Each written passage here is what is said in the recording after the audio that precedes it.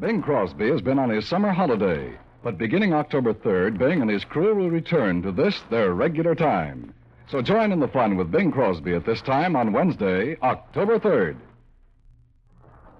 From Hollywood, it's time now for Edmund O'Brien as... Johnny Dollar. Roger Stern, Dollar. Hello, Mr. Stern. What can I do for you? A job. Be in my office at 8 tomorrow morning and bring a packed suitcase. Sure. Just like those. You're going to Cuba. Oh, hot this time of year. Very. See you at 8, Mr. Stern.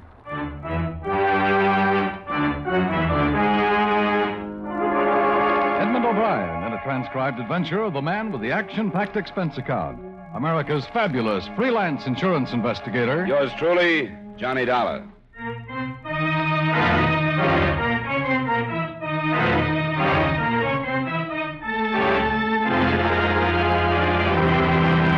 Expense account submitted by Special Investigator Johnny Dollar to Home Office, Intercontinental Indemnity and Bonding Company, New York City.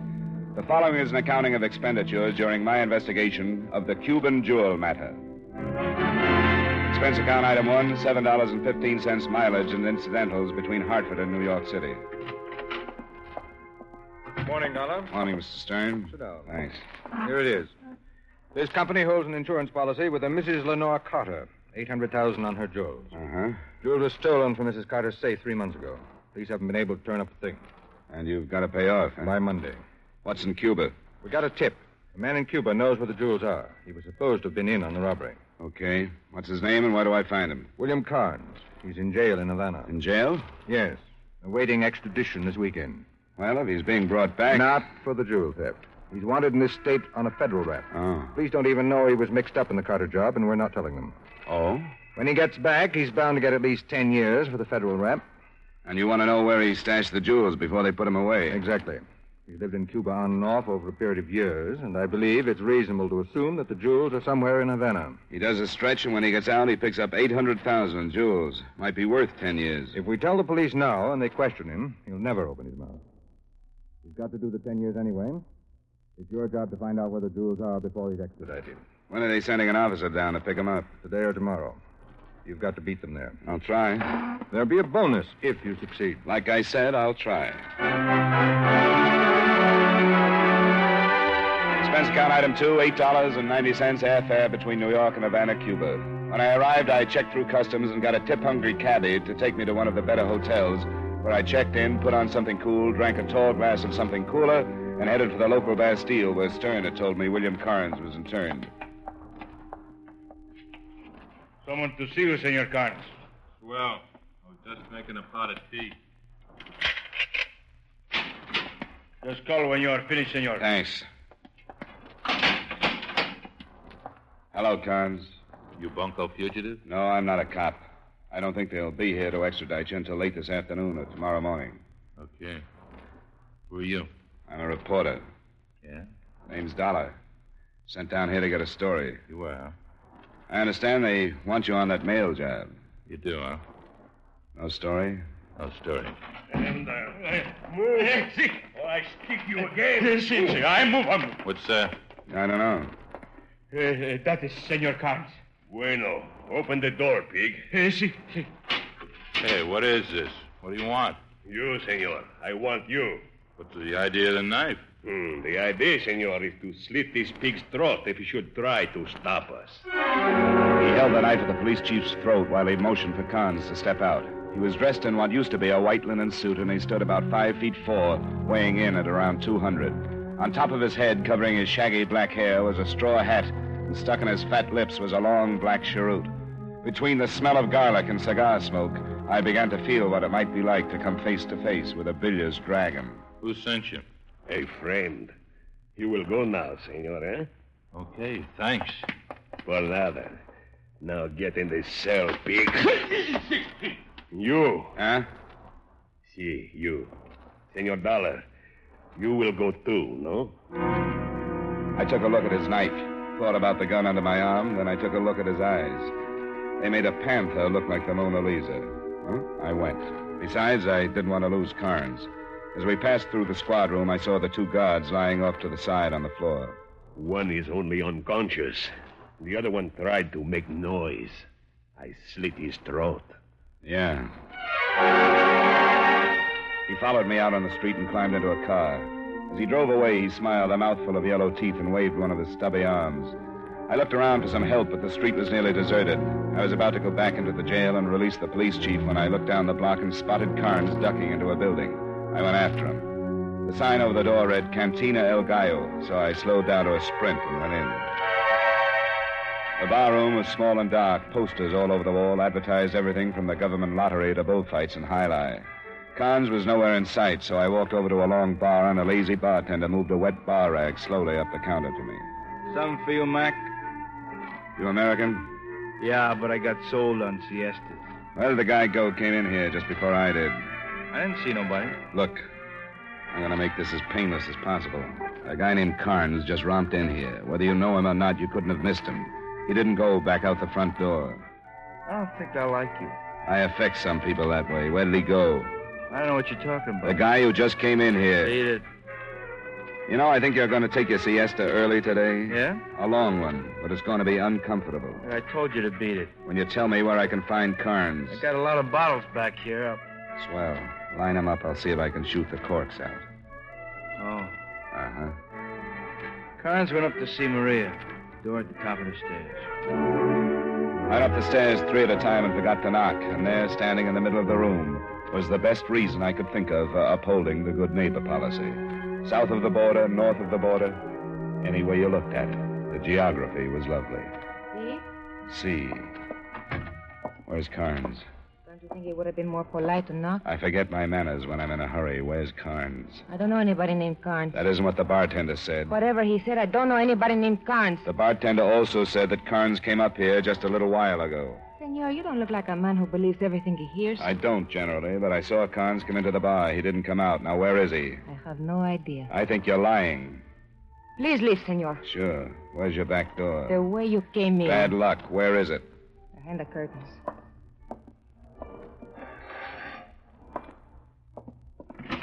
Goodbye, senor. I said goodbye, senor. I had trouble convincing the bartender. He said Carnes came up here. Okay, I still need Carnes. Do I convince you, too? How do you propose to convince me, senor? Right now, time's important. $100 worth. I'm sorry, senor. I could be a bully. You might twist my arm. I might. I'm quite stubborn. Good. You're not twisting very hard.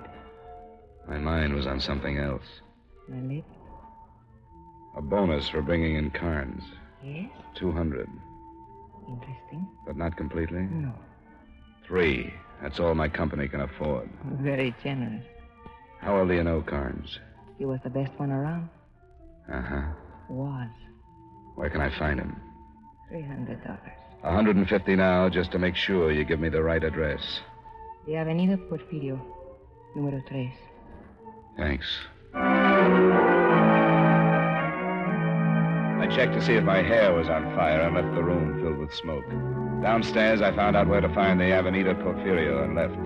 Avenida Porfirio is about 8 blocks away and a dead-end street. I found number 3, a tired building, slumped down in the middle of a lot of other tired buildings. I tried the door and found it locked, so I braced myself against it and as quietly as possible tore it off its hinges. I sprawled in just in time to see Carnes dive for a dresser drawer. He stopped cold when he saw the .38 in my hand. Okay, don't shoot. Not unless you make trouble. That's a big gun for a writer. I've got funny writing habits. I even collect stolen property. Oh, Yeah, $800,000 in jewels. Where is it? we could make a deal. We could, but we won't. Come on, get it. I'm in a nasty mood. You can get at least $500,000 at a fence. Stuff's easy to break up. They'll never trace it. Do I have to get rough? No, it's in the bedpost. I'm running out of patience. Okay.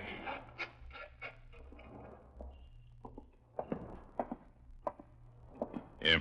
Gracias, senor. Huh? I will take those, senor. Ah, remain facing the window, Mr. Dollar. You're the guy who let me out of jail. See. How could I find what I want if you are locked in that filthy jail, eh? You had better drop your revolver, Mr. Dollar.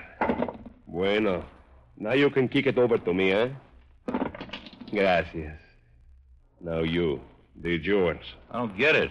Of course not. I do. Now. Pronto. Okay. Gracias. But you said a friend sent you to get me out of jail. See, a friend of yours, not mine. I think he have good reason for wanting you out, so I follow. Pretty good reason, I think. Now I be rich. Why'd you let me out? I was supposed to let you out, too. Now, I do not think you should come after me for a while. I shoot pretty good. Adios, and once more, gracias. Carnes and I both went for the gun in the dresser drawer, and it was like bargain day in Klein's basement until Carnes decided to pick the bedpost and start me on the siesta habit.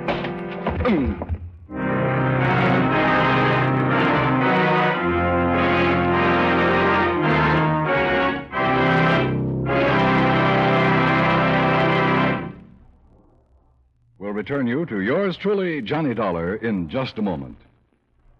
Tomorrow night, on most of these same CBS radio stations, the FBI in Peace and War goes to work on The Inside Story, an exciting bout between makers and breakers of the law. You'll enjoy G-Man Shepard's latest case, in which the inside story is one of slick swindlers come to grips with the nation's #1 law enforcement agency. Tomorrow night on CBS Radio at the Star's address.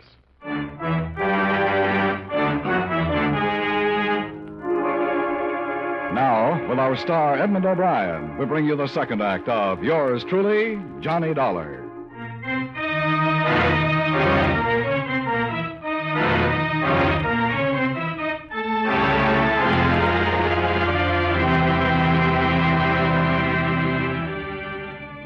The hunk of metal bedpost had put me down and out. When I finally came around, the room was dark and cold. I pulled myself up on my elbows and tried to focus my eyes. My head ached from the scalp wound over my right ear, and through a window, I could see the moon pushing its way over the tops of the buildings across the street. I felt awful. I'd lost the 800,000 in jewels, William Carnes, and enough blood to make a vampire do a schottish. I finally got to my feet, stumbled out of the building, and managed to find my way back to my hotel, where I washed up and put in a call to Roger Stern at the Office of Intercontinental Indemnity and Bonding. Yes, Dollar. Have you located the item? I was in touch with the party you sent me to see. He led me to it. Good. Now, a big bundle of garlic that spoke broken English and carried a large gun is now in possession of the item. What? Yeah, I'm sorry, but I'll do my best to locate it. You mean it was taken away from you? To the point of a skull fracture. Where's Carnes? There was a slight jailbreak. He's loose and probably trying to find the little guy who helped him escape. The little guy's got the item. I'd like to know who gave you the tip on Carnes. I can't divulge that. I think it's necessary. Either this little guy knew Carnes had the item or he knew he was going to lead him to it. He busted him out of jail and then followed him. He even knew my name, and when Carnes questioned him, he said that he was paid to release us. What did this little man look like? Oh, 5 feet 4 or 5, about 200, used a knife on the break, cut a jailer's throat. Now, look, you better tell... Wait a minute. What is it? The police, Senor Dollar. Open the door. What is it? The police. I'll call you back. All right, watch yourself. I intend to. Come on, Dollar, open up. Okay. Hello, Chief. Senor Dollar, You took your time. Yeah. this is Sergeant Evans from the New York Police. How are you? Not too happy. I came down here with extradition papers for William Carnes. I had Carnes until he split my head. I can't help you now. Who was the guy who helped Carnes escape? I have no idea. I think that is a lie, senor. I think not. He knew your name. He called you Senor Dollar. I still don't know who he is. Look, you got into that jail representing yourself as a newspaperman. I'm an insurance investigator. Oh, for what company? Freelance. Right now I'm working for Intercontinental Indemnity and Bonding. What did you want to see Carnes for? Old claim. Tell me about it. Call Intercontinental. They'll tell you about I it. want you to tell me about it, Dollar. This is a confidential assignment. And William Carnes has escaped. You think I helped him? I don't know. Oh, sure. They hired me and said go down to Cuban and spring William Carnes out of What jail. about that guy with the knife? What about him? He knew you. He knew my name. You're splitting hairs. I have to. I'm confused. The pig with the knife killed one of my guards. Then go get him. You're supposed to be a policeman. Look, I think you'd better tell me everything that's happened. Sure. Sit down. I told Evans everything that had happened from the time that I left the jail, leaving out 2 details, Maria, the girl in the El Gallo, and the jewels. I simply told Evans that I tailed Carnes to his apartment, and there we had a fight. Now, what did you fight about? I don't think he wanted to go back to jail. He's lying, Sergeant. He knows more than he's telling. And while you're sitting around with your big fat mouth open, William Carnes and the guy who killed your jailer are running around loose. I do not like the insult, senor. Look, I got my head caved in trying to catch Carnes for you. The insult goes with the way I feel. If you don't like it... Hold it. Now, take it easy. Well, that's a little tough. If you don't think so, try bleeding for an hour. Okay. Okay, I'm going to check with New York. You stick around, Dollar. If you try to leave Cuba, that headache's going to get worse.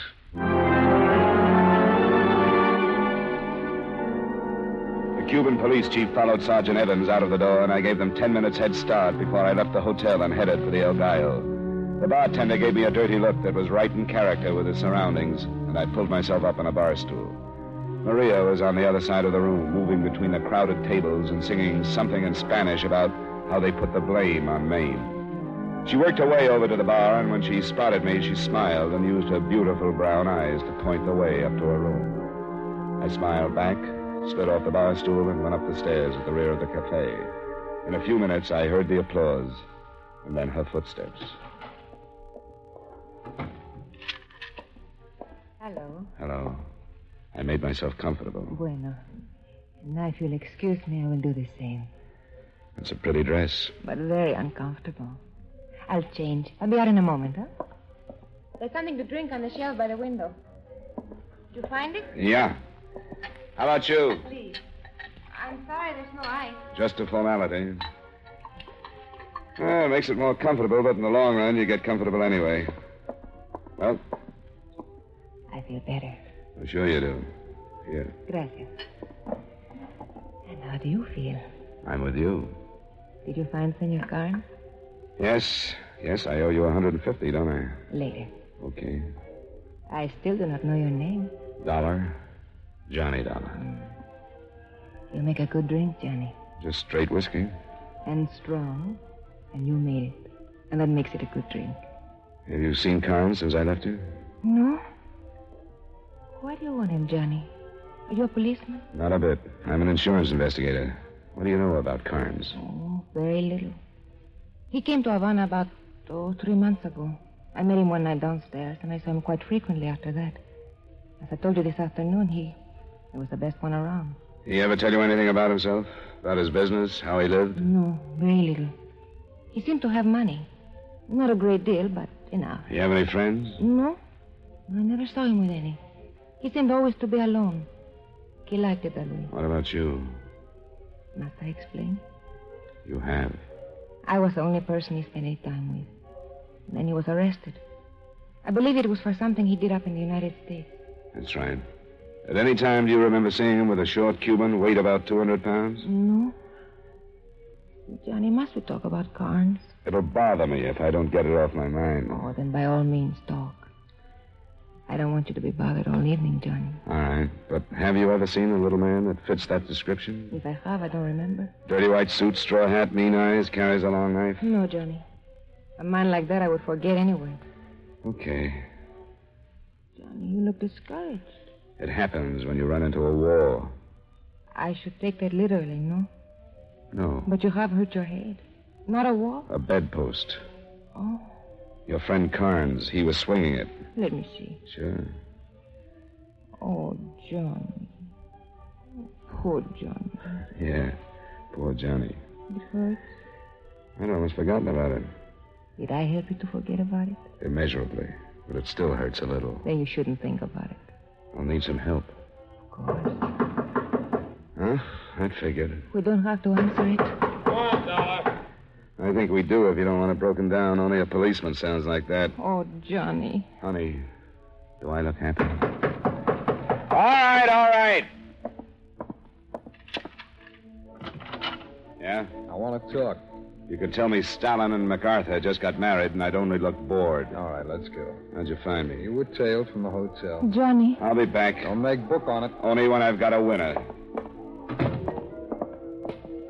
I checked with New York. And? Intercontinental Indemnity has no record of having hired you. What? I said they have no record on file of having hired one Johnny Dollar to do anything for. Roger Stern hired me. I've done a couple of jobs for him in the past. Well, the company thought that might have happened. Why didn't you ask Stern? He's out of town. I talked with him just before you came over to my Look, hotel. Dollar, we checked. He told his company he was leaving town for a couple of days. Now, come on. You're under arrest until we do talk to Stern. Did you know where he went? We're checking. He didn't say. Oh, swell. Now, let's go. I want to know all about this job for Intercontinental. Wait a minute. What's the matter? Carnes. Where? He passed by the front door. Come on. You're pulling something Don't be out. stupid. All right, where? There. Look out! Evans! Go get him, Evans. Go get him. I went after Carnes. For 3 reasons I went after him. I was confused, scared, and sore about a good cop named Evans dying in a gutter. Carnes was a block ahead of me when I spotted him again, running fast and looking back over his shoulder. I slammed myself against the building as he tried again. I gave it back to him. He was still going, but he was dragging it. I'd caught him with one, and he stumbled his way into an alley. I forgot about being cautious and went in after him. The alley was too dark to see him, so I put my back against the alley wall and started edging my way forward.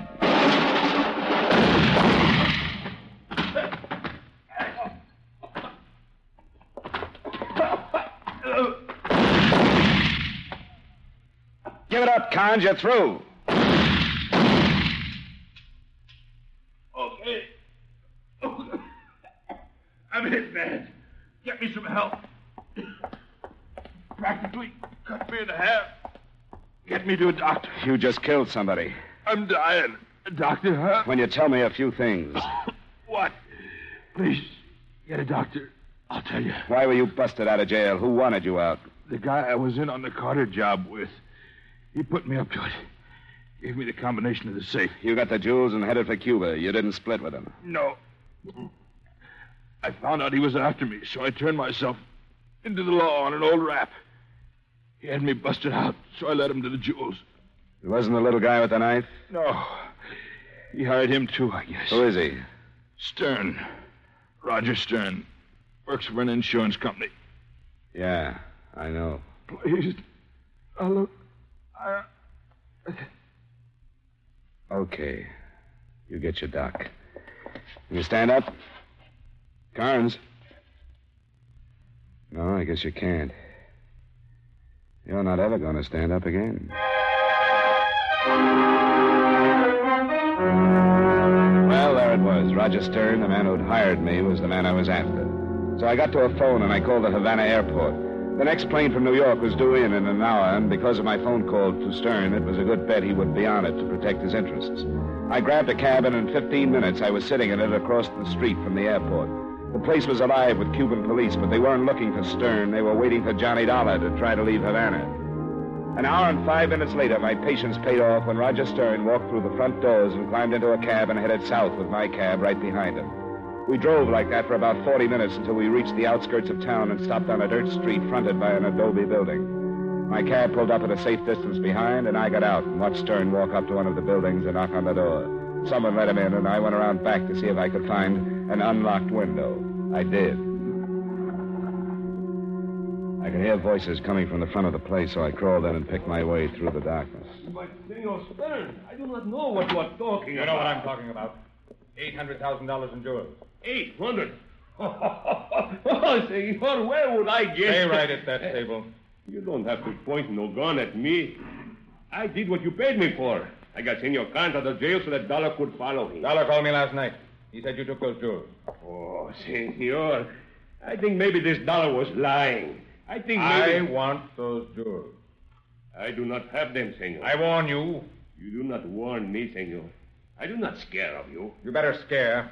You wanted for murder. See? And what are you wanted for? I cut a man's throat, senor. You and Khan steal the jewels. It seems to me we are both wanted. I'm going to get those jewels. No. Then you do have them. See, I have them.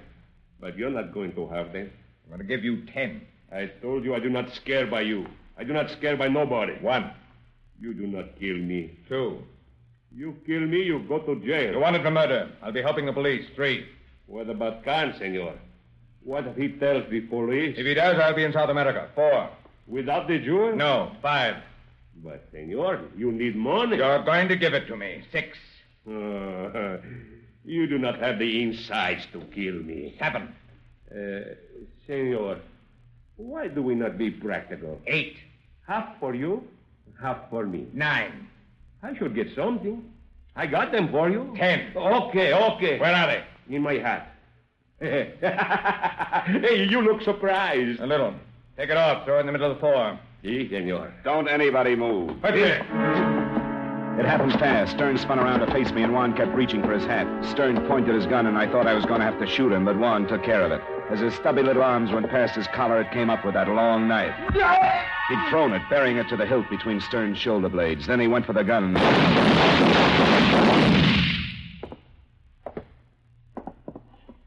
The little fat man was lying on his back where two of my shots had knocked him. He was as dead as he could get, and his eyes were staring up at the ceiling where the last of his cigar smoke still clung to the dusty beams.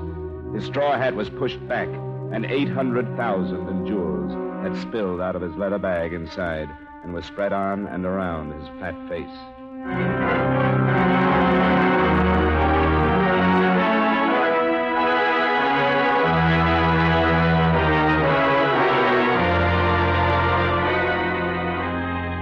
When the authorities finally straightened it out, it went something like this. Stern needed money. He contacted Carnes and gave him the combination to Mrs. Carter's safe. Carnes got the jewels all right, but he didn't split. He headed for Cuba, but Stern found him and contacted the little killer who turned out to be one Juan Guiardo. Stern then contacted me, and you know the rest. Juan got greedy like Carnes, and everybody got dead for it. Expense account item 3, $300 in payment for services rendered by one Maria, I forget the last name, but she was very helpful. Item 4, $216.73, hotel bill and miscellaneous. Item 5, same as item 2, plane fare back to New York. Item 6, same as item 1, mileage to Hartford. Expense account total, $708.83. Remarks? I have saved Intercontinental Indemnity $800,000, and Mr. Stern was still an employee when he promised me that bonus. If you think I've earned it, please forward it to my address in Hartford. If it takes more than 2 weeks to clear, I am returning to Cuba for a vacation, so you may send it to the Cantina El Gallo. Yours truly, Johnny Dollar.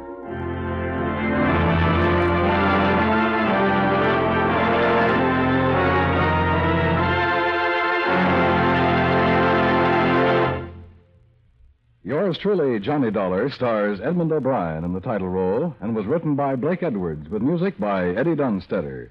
Edmund O'Brien can now be seen starring in the Paramount Pictures production, Warpath. Featured in tonight's cast were Ted Osborne, Jack Crucian, Barney Phillips, Nestor Paiva, Lillian Baeff, and Stacey Harris.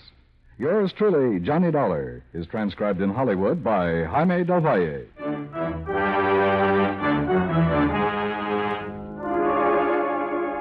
This is Dan Coverly inviting you to join us next week at this time when Edmund O'Brien returns as... Yours truly, Johnny Dollar.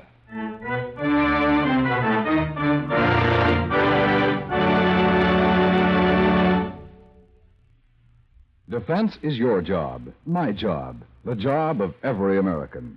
To stay free, to be strong and secure, our country needs the help of every citizen. Defense bonds provide that help. They help to make America strong financially. They help to curb inflation, and they make the individual family more secure. Defense bonds strengthen the military front, the production front, and the economic front.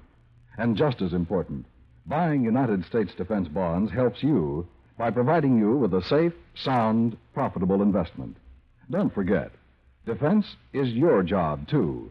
Buy United States defense bonds.